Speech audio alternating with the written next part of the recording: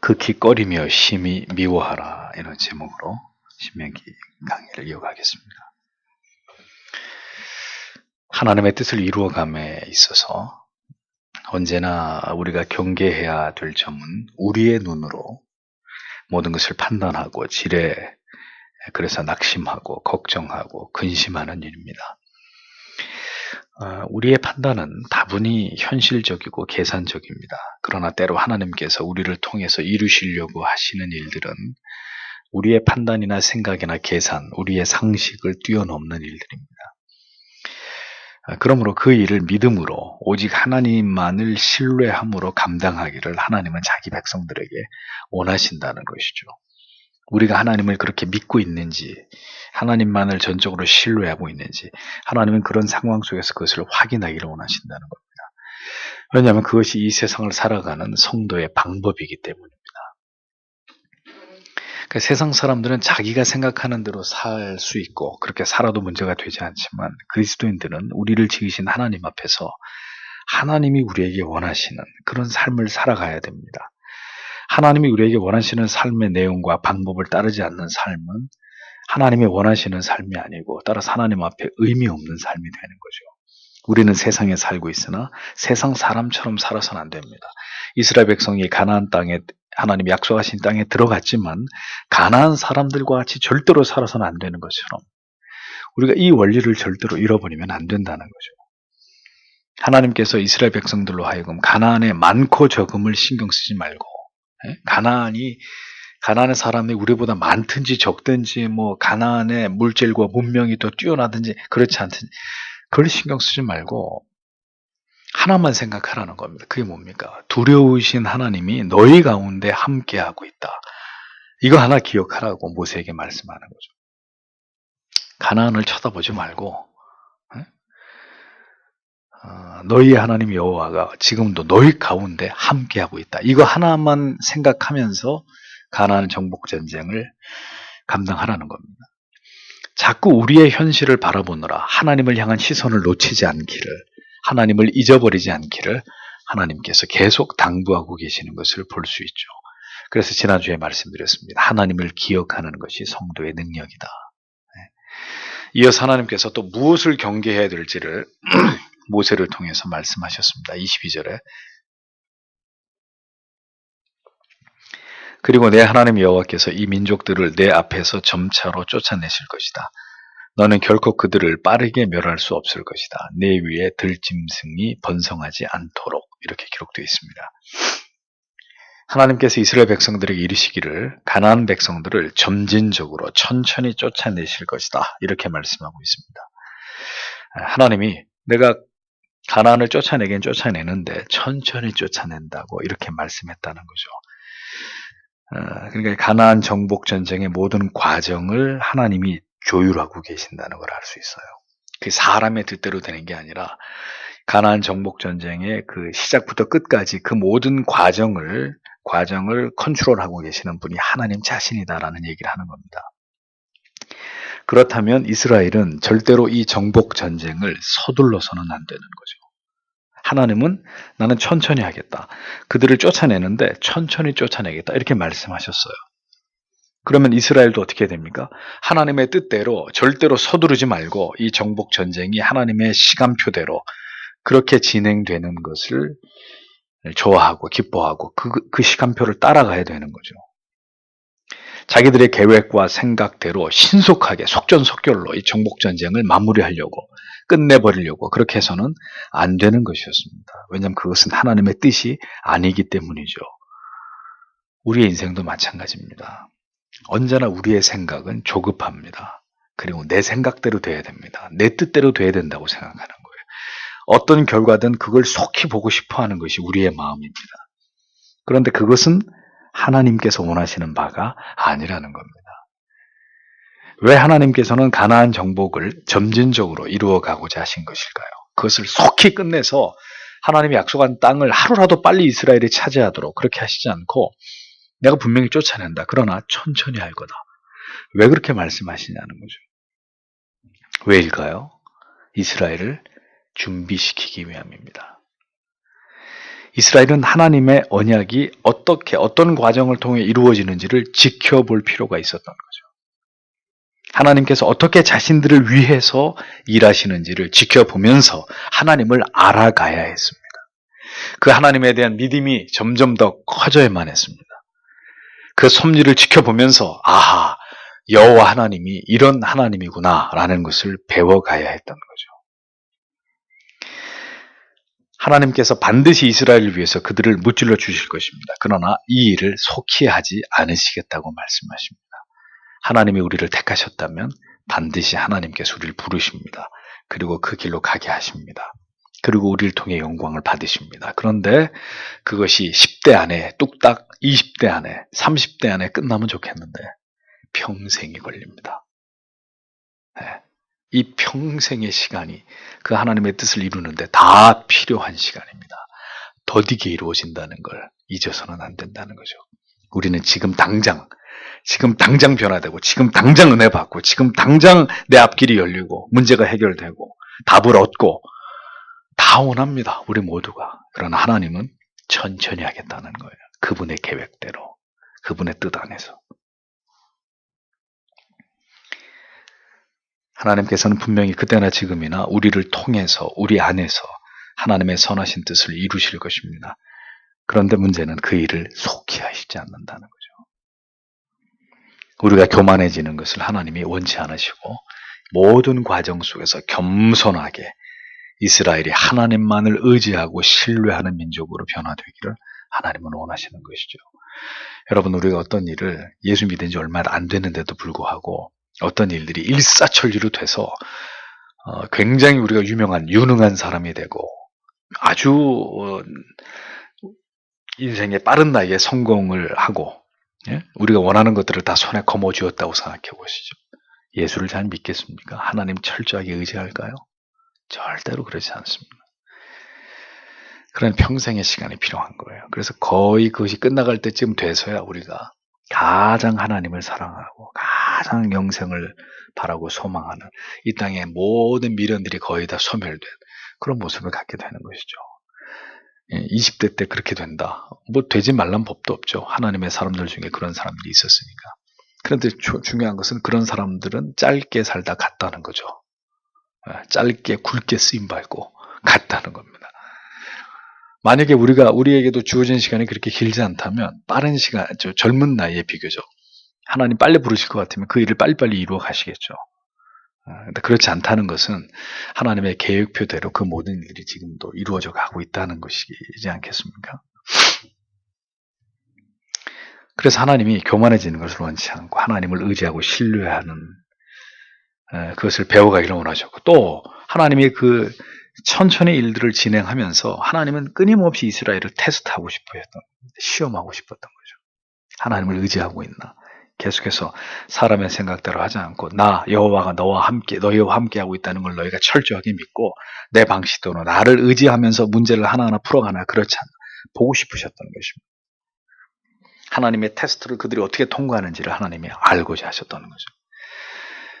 출애굽 하는데 40년이 걸렸습니다. 그런데 가나안 정복은 뚝딱 그렇게 쉽게 끝나겠습니까?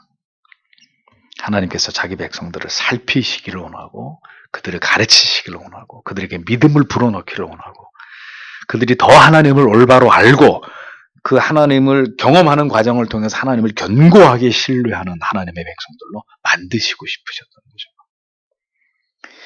우리는 바라는 것을 속히 주시기를 원하지만 하나님께서는 우리가 하나님만을 온전히 신뢰하는 자가 되게 되어지기를 더 바라고 계신다. 잊어버리지 마십시오. 그래서 시간이 필요했다는 것입니다. 더 다듬어 가실 시간, 더 하나님을 의지할 시간, 계속해서 하나님께 그 믿음을 드러내고 증명해 보여야 될 시간들이 더 있어야 했던 것입니다.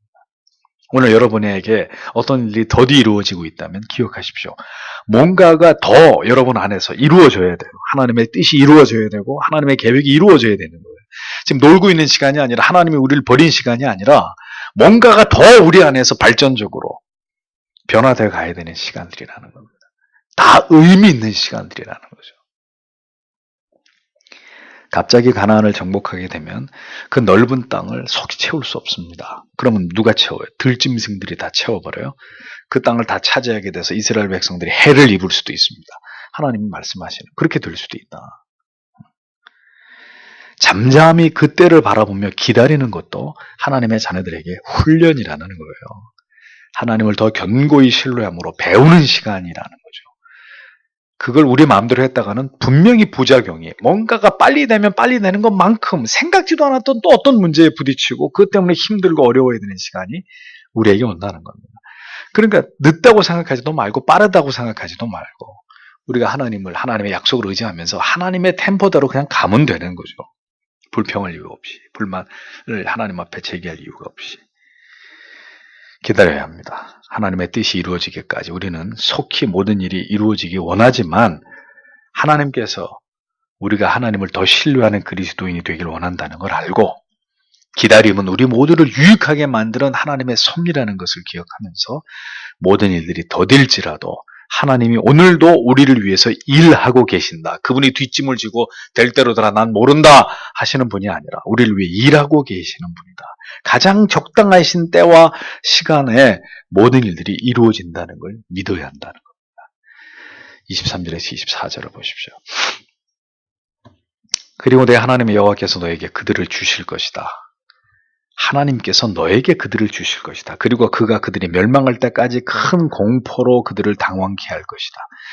그리고 그가 그들의 왕들을 내 손에 주실 것이다. 그러면 너는 하늘 아래서 그들의 이름을 멸절시켜야 할 것이다. 내가 그들을 진멸시킬 때까지 어떤 사람도 스스로 너의 얼굴에 서지 못할 것이다. 이렇게 기록되어 있습니다. 잘 아시는 대로 가나안은 이스라엘과 비교가 되지 않을 만큼 크고 강합니다. 그런데 하나님이 그들을 내가 너희들을 손에 주겠다 이렇게 말씀하십니다. 그들을 내가 크게 당황하게 만들고 공포에 떨게 만들 것이고 결국은 내가 그들을 진멸할 것이다. 주어가 누굽니까? 내가 그렇게 한다는 거죠. 너희가 아니면 내가 그렇게 한다. 내가 너희를 위해서 그렇게 한다.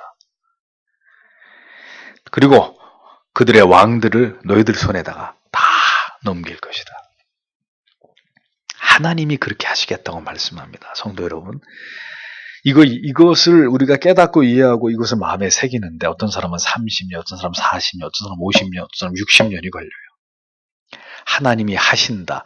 이걸 가슴으로, 머리로는 알아 하나님이 한데 그게 아니라 이게 가슴으로, 정말 가슴으로 그것을 내가 느끼고 확신해서 하나님이 하신다. 이걸 고백할 때까지 절대로 짧은 시간 안에 되지 않아요. 짧은 시간 안에 하나님이 하신다라는 믿음을 내 것으로 만들 수 없어요. 하나님이 그렇게 하시겠다고 말씀합니다. 이건 중요한 이야기입니다. 성경 전체가 말씀하고 있는 중요한 내용 가운데, 주저 가운데 하나는 내가 한다. 내가 내 뜻대로 너희를 위해서 내가 한다. 그러면 이스라엘이 해야 할 일은 뭐냐? 이 하나님을 의지하고 나아가서 그들을 진멸하는 것입니다. 하나님이 진멸하시는데 그 진멸하신다는 하나님의 약속을 믿고 우리가 그 일의 수단이 되고 도구가 되어서 그 일들을 그 현장에서 우리가 그 하나님의 명을 받들어서 하는 것입니다. 하나님이 어떻게 하라고요? 영원히 그들의 이름을 역사 속에서 지워버리겠다는 거죠. 나를 대적하던 우상을 숭배하면서 음란하고 포악한 삶으로 하나님의 뜻을 거스리고 멸시하던 이 악한 백성들의 그들의 왕들의 이름을 이 땅에서 이 세상에서 진멸하겠다. 그래서 실제로 여러분 여호수아가 그 명령대로 가나안 족속의 31명의 그 부족의 왕들을 다 죽여버리잖아요. 우상을 숭배하고 하나님 앞에 온갖 악을 행한 자들의 최후는 하나님의 자비 없는 심판으로 멸절당하는 것이라는 것을 하나님이 이스라엘을 통해서 보여주시기를, 그것을 그들을 통해 행하여서 그것을 나타내기를 원하셨다는 것입니다. 여러분 잘 보십시오. 하나님께서 하나님을 알지 못하는 우상을 숭배하는 족속들을 얼마나 미워하는지를 알 수 있는 대목입니다. 이 세상에서 가장 큰 죄가 뭔지 아세요? 하나님 안 믿고 사는 죄예요. 불신이 가장 큰 죄예요. 하나님을 비웃으면서 하나님을 멸시하면서 하나님을 부정하면서 그냥 세상에서 그렇게 사는 게, 그게 가장 큰, 하나님을 가장 진노하게 만드는 죄란 말입니다. 살려둘 수 없고 반드시 제거되어야 될 대상으로 하나님이 딱 지목했어요. 그런데 여기엔 또 다른 의미가 담겨 있는 거죠. 어떤 의미입니까? 만약에 이스라엘이 택자인 너희가 우상을 숭배하게 되면 너희들도 저들과 같이 된다. 이 엄청난 경고가 담겨 있는 거죠. 가장 약하고 수가 적은 이스라엘을 통해서 가장 강력한 이방의 가나안 족속을 완전히 괴멸시키고자 하는 것이 하나님의 뜻이었다는 겁니다. 그리고 누구도 감히 이스라엘과 맞설 수 없도록 하나님께서 그들 가운데 함께 하심을 모든 민족들과 열방들에게 드러내고자 하심이 하나님의 계획이었다는 겁니다. 약한 자를 들어서 강한 자를 부끄럽게 하는 거죠. 저는 지난번에도 말씀드렸죠. 하나님의 사람들은 강하면 안 돼요. 하나님이 어느 순간에 우리를 강하게 쓰시는 건 합당한데 우리가 타고난 강한 게 많은 사람들이라면 우리는 유리한 게 아니라 상당히 불리해지는 거예요. 왜냐하면 하나님이 도와주지 않아도 타고난 강점 때문에 하나님 의지하지 않고 살 거 아닙니까? 그래서 어떤 의미에서 신자는 좀 부족해야 되는 거예요. 좀 연약해야 되는 거예요. 좀 가진 게 많지 않아야 되는 거죠. 하나님의 특별한 은혜 가운데 어떤 그리스도인에게 지혜가 많을 수도 있어요. 재산이 많을 수도 있어요. 근데 다수가 아니에요, 절대. 그건 하나님이 그들을 그렇게 쓰시려고 했기 때문에 하나님이 그런 은사들을 주신 것이라면, 근데 이스라엘을 뭐라 해요? 너희 중에 누가 문벌 있는 자가 있느냐? 학벌이 좋은 자가 있느냐? 똑똑한 자가 있느냐? 강한 자가, 하나님이 그런 사람들을 부르지 않았지 않느냐? 사도가 얘기하잖아요. 그러니까 그리스도인들은 세상에서 주목받는 사람이 아니에요. 주목받게 만드신다면 나는 아무것도 없으나, 나는 그렇게 될 수 있는 아무 자질이 없으나 하나님에 의해서 그렇게 높아질 수는 있습니다. 요셉처럼. 근데 타고나기를 머리도 비상하고 외모도 출중하고 안 가진 게 없고 모든 거에 팔방미인 그런 크리스찬은 없다는 거예요. 있을 수가 없어요. 그런 크리스찬은. 만약에 그런 크리스찬이 있다, 하나님이 그거 다 뺏어가고 난 다음에 하나님이 그를 쓸걸요, 아마. 왜냐하면은 그 사람은 그거 가지고 절대로 하나님 의지하지 않고 겸손하지 않을 거기 때문에. 그래서 하나님의 방법은 먼저 그렇게 머리끝부터 발끝까지 흠잡을 게 하나도 없는 그런 사람이 있다. 근데 그를 신자로 만들려고 한다. 그거 다 뺏어가고 난 다음에 하나님이 그를 쓸 거예요. 그게 하나님이 자기 백성들을 사용하셨던 원리이기 때문에 그래요. 하나님의 택하신 백성들은 그렇게 하나님을 드러내는 수단이었고 도구로 쓰임을 받은 것일 뿐입니다. 자기들이 그렇게 한 게 아니에요. 고대 근동의 이스라엘보다 강한 나라들은 즐비했습니다. 그러나 하나님이 이스라엘과 함께 하실 때 그 누구도 두려워할 이유가 없는 나라가 되어버린다는 거죠. 이 작은 이스라엘이, 이 가진 것 없는 이스라엘, 무기도 하나 제대로 없는 이스라엘. 성경에 놀라운 진리를 주목하십시오. 그러나 하나님께서 이스라엘을 떠나셨을 때 어떤 일이 벌어져요? 마치 모든 열강들이 내가 그동안에 저놈한테 왜 떨고 있었지? 야, 저 깨끗이 가서 없애버려. 하나님이 이스라엘을 딱 떠나는 순간, 하나님의 손이 이스라엘에서 떠나는 순간 어떻게 됩니까? 이스라엘은 처참하게 구겨지고 열강들에게 짓밟히게 되는 신세가 되어버리잖아요. 그러니까 성경이 뭘 얘기하려고 하느냐? 소금이 맛을 잃으면 땅에 떨어져 밟힐 뿐이니라. 성경 전체가 우리의 존재됨에 대한 얘기들을 여기저기서 하고 있습니다. 역사 속에서, 예수님이 하신 말씀 속에서, 여러 비유를 통해서 하나님과 우리가 어떤 관계 속에 있는 것인지, 하나님이 우리에게 어떤 존재이시고 그 하나님의 존재가 소멸될 때 인간은 뭐에 불과 어떤 존재에 지나지 않은 것인지, 성경은 곳곳에서 우리를 겸손하기 위한 이런 말씀들을 채워넣고 있습니다. 이 모든 게 하나님의 역사라는 거죠. 일제합방과 6.25 직후에 대한민국은 여러분 잘 아시는 대로 전 세계 최고의 최빈국이었습니다. 최고로 가난한 나라였습니다. 지금도 여러분 인터넷에 보면 그때 당시 이 필름, 이 흑백 사진들 보잖아요. 참 눈물겨운 사진들이 많더라고요. 저렇게 제 관심이 있어서 한때 이렇게 스크랩을 하면서 보면 참 눈물 나는 장면들이, 한국이 정말 못 사는 나라였구나. 불과 60년, 70년 전인데.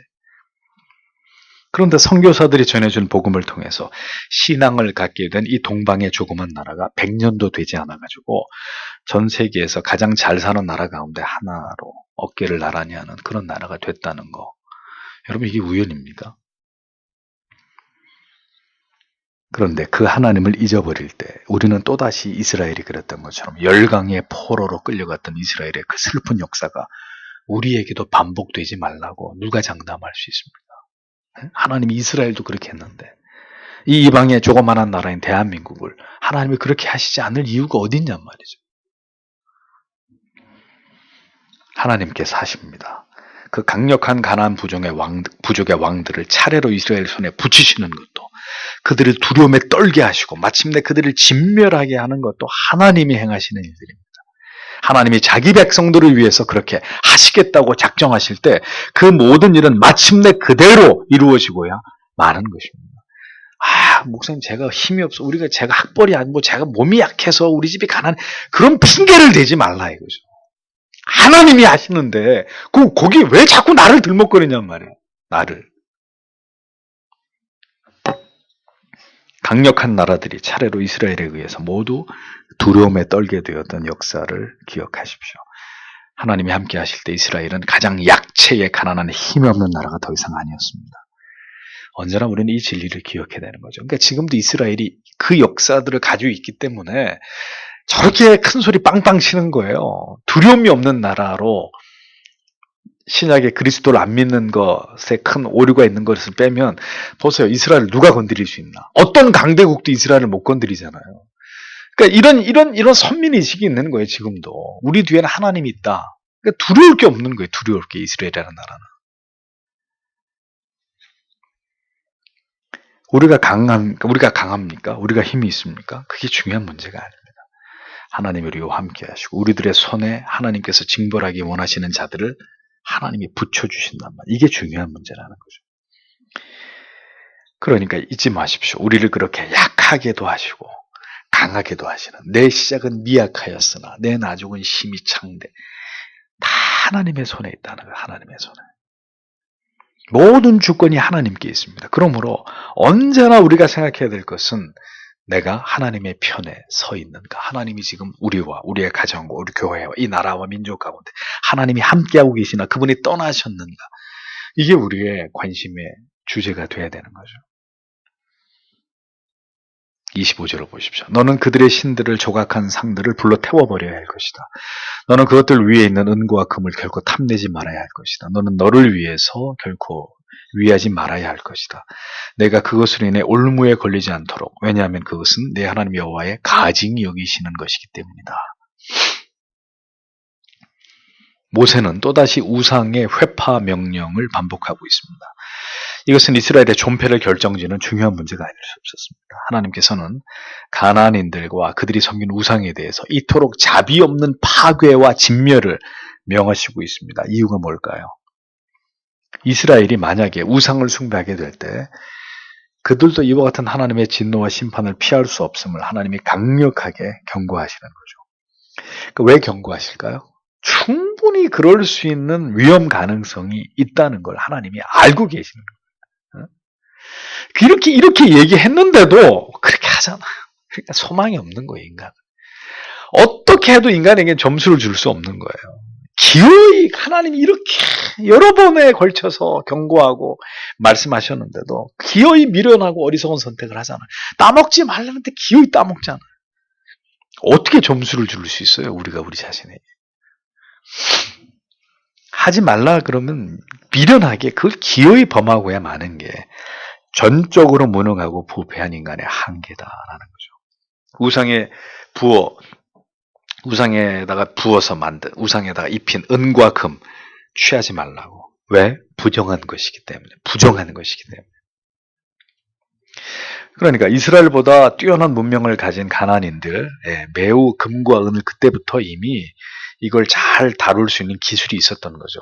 그래서 금과 은을 부어가지고 아주 정교하고 우아하게 아름답게 그들의 우상을 이렇게 장식할 수 있었던 그런 기술이 있었습니다. 중요한 건 이스라엘은 한 번도 그런 걸 본 적이 없으니까 그걸 보는 순간 어떻게 됐어요? 눈이 뒤집어지는 거죠.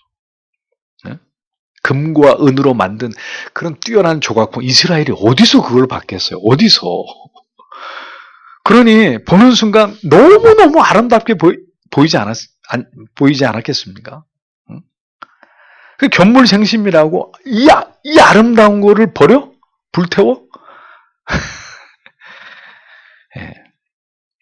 그런데 하나님 말씀하십니다. 가증한 거다. 그럼 내가 보기에 가증한 거다.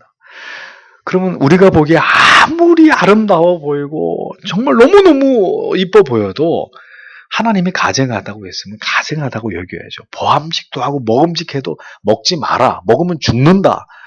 그러면 쳐다보지도 않고 먹지도 말았어야 되는데 그게 안 되는 게 인간이란 말이에요. 그게 안 되는 게. 하나님이 가증히 여기는 거면 이스라엘 백성에게도 가증히, 마땅히 가증히 여겨야 되는 것인데 그게 안 되는 게 인간이란 말이죠.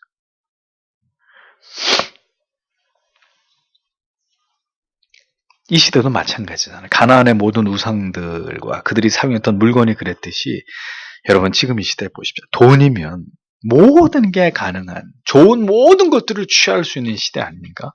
우리에게 우상이 될 만한 것들이 흘러 넘치고 있잖아요. 흘러 넘치고 있잖아요. 때때로 우리 교회가 영월 산골짜기에 있으면 어떨까 이런 생각도 해요. 분당이 아니라 홍대 이 화려한 데에 있는 게 아니라 저 강원도의 산골짜기에 그냥 그 산 중턱에 예배당 하나 달랑. 그래서 제가 맨날 땡땡 종을 쳐야 여러분이 이렇게 교회 오는 이런데 교회 있으면 우리가 훨씬 깨끗하게 살지 않을까. 예.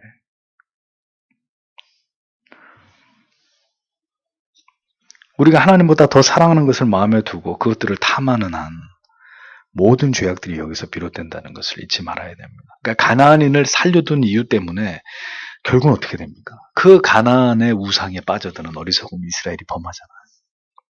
하나님의 지엄하신 말씀을 업신여기고 무시하고 인간이 합리적으로 보이는 생각을 쫓아서 스스로의 판단을 따라서 그렇게 행한 것입니다. 그러니까 여러분 성경이 말씀하는 게 정답, 인간의 생각은 어떻게 해요? 하나님과 항상 원수가 된다. 생각을 하지 말아야 돼. 그냥 하나님의 말씀이 하라 그러면 하고 하지 말라 그러면 안 하고 이게 답인데 인간은 생각을 한단 말이에요. 정말? 정말 먹지 마? 정말 가지 마? 정말 하지 마? 진짜야? 하면 안 되는 거야? 거기서 이제 하나님의 뜻을 어기고 불순종하게 되는 자리로 가는 거잖아.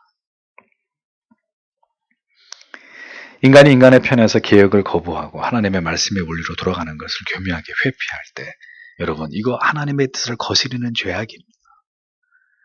이스라엘은 가나안의 모든 것들에 대해서 호기심과 탐심을 갖는 것을 하나님께 허락받은 적이 없습니다. 단호하게 이 모든 것들을 회파하고 진멸하는 것이 답이었습니다. 다 죽이는 게 답이었습니다. 이것을 지키지 않음으로 인해서 자기들이 죽는, 자기들이 하나님 앞에 버림을 받는 그러한 불행한 미래 화근이 되어버리는 거죠. 26절에. 그리고 너는 가증한 것을 내 집에 들여놓지 말라. 내 집에 들여놓지 말라. 그러면 그것은 그와 같이 완전한 파멸이 될 것이다. 너는 그것을 심히 증오해야 할 것이다. 그리고 너는 그것을 심히 혐오해야 할 것이다. 왜냐하면 그것은 완전한 파멸이기 때문이다. 불타 없어질 것들을 여러분 안으로 가져 들어오지 마십시오. 우리도 타서 없어집니다. 하나님께서는 이스라엘을 우려하셔서 거듭 가나안과의 엄격한 분리를 강조하셨습니다. 가나안의 모든 가능한 것을 집에 들여놓지도 말아라. 악은 모양이라도 버려라. 만약에 그렇게 집에 들여놓다 그렇게 하다가는 이스라엘도 철저하게 하나님에 의해서 파괴된다고 경고했습니다. 이스라엘이 버리지 못하고 파괴하지 못하는 것들은 어리석게도 하나님이 심히 미워하는 것이고 모두가 다 진멸당할 것들이었습니다. 인간의 미련하고 어리석음이 여기 있는 거죠.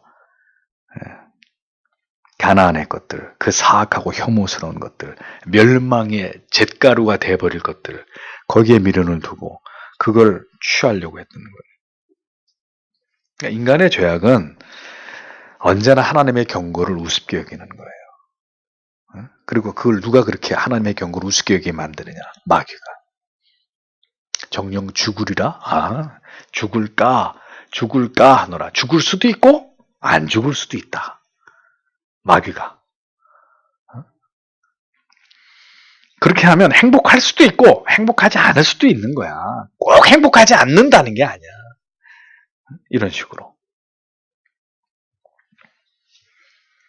가나안의 것들은 사악하고 혐오스러운 것들이고 그것들을 취하면 반드시 진멸당한다. 하나님 말씀하셨는데 인간의 죄악은 그건 하나님이 그냥 그렇게 그냥 한번 해보신 말씀이고 설마 우리를 그렇게 하시랴. 하나님이 금하신 것을 예사로 생각하는 것입니다. 사람의 생각을 얼마든지 하나님의 뜻을 어기고 내 뜻대로 해도 괜찮을 거라고 여기는 것입니다. 그래서 하나님이 말씀하시죠. 시편 55편인가요? 너희가 나를 사람처럼 생각하는구나. 너희가 나를 너희와 같은 줄 아는구나. 응? 인간이 하나님을 착각할 때, 인간이 하나님을 착각하고 오해할 때 돌이킬 수 없는 재앙을 초래하게 되는 겁니다. 우리 집에 신자의 집에 결코 들여서는 안 되는 것들이 있지 않습니까? 우리가 즐겨 보는 것들 속에, 우리의 마음 속에, 우리의 생각 속에, 우리의 행실 속에 하나님이 금하시는, 가증하게 여기시는 우상을 숭배하는 것과 비등한 이런 것들이 혹시라도 있지 않으십니까? 하나님께 합당치 않은 것입니다. 그 모든 것들이 하나님의 진노와 심판을 불러들입니다. 하나님의 진멸을 불러온단 말이죠. 나에게, 내 인생에, 내 가정에, 이 나라에 하나님의 진멸, 하나님의 심판을 불러오게 만드는 일들 다 태워버리고 깨트리지 않는 한 같이 불타 없어질 겁니다. 두고 보십시오. 이스라엘 백성들에게, 그리고 모든 그리스도인들에게 하나님이 바라시는 게 뭡니까? 성별입니다. 거룩입니다. 그것을 통해서 세상과 명확히 구별된 삶으로 오직 하나님을 드러내는 것이 하나님의 백성으로서의 삶의 의무입니다. 가나안을 주시겠다고 말씀하시고 그것을 언약하신 하나님께서 이스라엘 백성들에게 무엇을 그들에게 요구하셨는지를 주목해 보십시오. 하나님이 그들에게 뭘 요구했는지. 하나님 한 가지만, 나를 기억해라. 내가 너희와 함께 한다는 걸 기억해라. 그들의 것은 손도 대지 마라. 다 태워버리고 죽여버리고 너희의 것이 아니다. 손대지 말라고. 하나님의 명령은 심플했습니다. 그것만 지켰더라도 우리는 죽지 않았습니다. 영원히 살 수 있었습니다. 에덴 동산에서. 이스라엘은 가나안을 차지하고 그 이후로도 부강한 나라를 이루면서 살았을 거죠. 하나님께서는 자기 백성들이 어느 시대에 어떤 곳에 살아가더라도 그들이 세상과 구별된 그리스도인의 삶을 살아가는 걸 기뻐하십니다. 전혀 세상과 세상이 만든 우상으로 자기들 더럽히지 않고 오직 하나님께서 하나님의 자녀들과 함께 하심을 믿고 의지하면서 그 하나님의 도우시는 은혜와 능력으로 이 세상을 구별되어 살아가는 하나님의 자녀들이길 원하시는 것입니다. 그런데 우리가 세상의 음악을 들어요? 예? BTS의 노래를 크리스찬이 들으면서 그걸 즐거워해요? 우상을 숭배하는 거 아닙니까?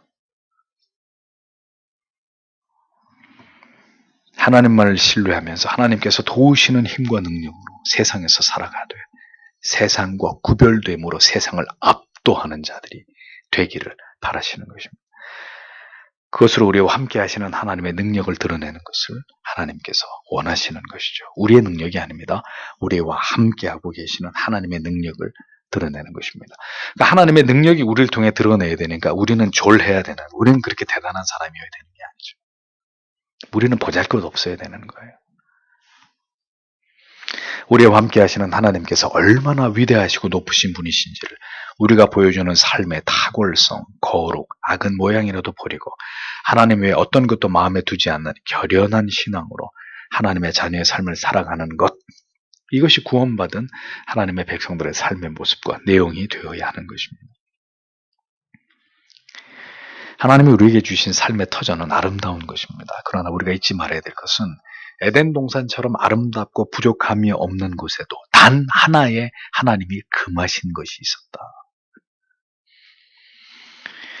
여러분들에게 직장을 허락하고 진학을 허락하고 결혼을 허락하고 하나님이 허락하십니다. 우리가 살아가는 삶 속에서 우리에게 필요한 것들을 허락하시는데 그 중에 반드시 하나님이 금하는 것들이 있습니다. 그것을 지켜야 진학을 해서도 하나님이 그를 통해 영광을 받으시고 그의 길이 평탄한 것이고, 그것을 지켜야 취업을 해서도 그 회사에서 하나님이 인도하는 길로 잘 가는 것이고, 결혼을 해도 하나님이 지키라고 한 수를 지켜야 그 가정이 평안하고 행복하고 형통하고, 예? 하나님이 반드시 금한 것들이 있는데 그것을 탐하고 그것을 어기면 하나님이 열어준 것, 하나님이 다 열어주지만, 자기 사랑하는 백성들에게 허락한 것들을, 약속하신 것들을 다 주지만 그 안에서 지켜야 될 것들을 지키지 않으면 그 모든 것 속에서 우리는 괴로움과 고통을 당하게 되는 것입니다.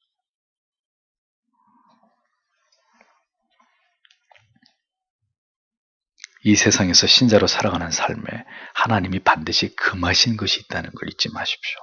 우리의 성별을, 우리의 신분을 더럽히는 어떤 것도 하나님이 허용하지 않고 용납하지 않습니다.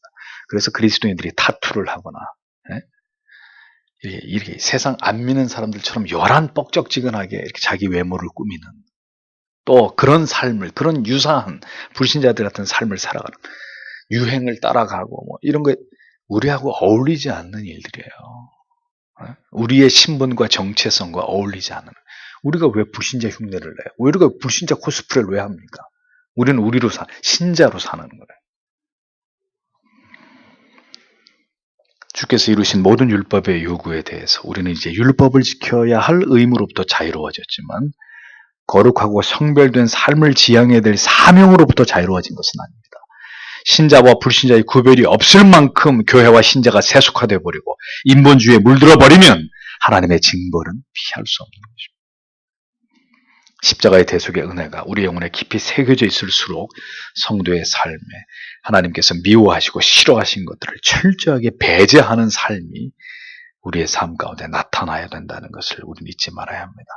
나를 통해서 오늘도 예수의 향기가 드러나는 삶을 하나님 앞에 살아가도록, 하나님의 영광이 나타나는 삶을 내가 있는 그곳에서 나의 성별됨으로 하나님의 영광을 드러낼 수 있는 그러한 삶을 이 어두운 시대 속에 우리와 우리의 자녀들이 하나님 앞에 살아낼 수 있기를 하나님 오늘도 우리 모두에게 은혜 주시기를, 그 하나님의 사랑에 압도당하고 그 하나님을 경외하는 마음, 그 하나님의 말씀을 사모하는 마음 속에서 우리의 삶이 그것을 지향할 수 있도록 하나님이 오늘도 우리를 붙들어 주시기를 우리는 기도해야 될 것입니다.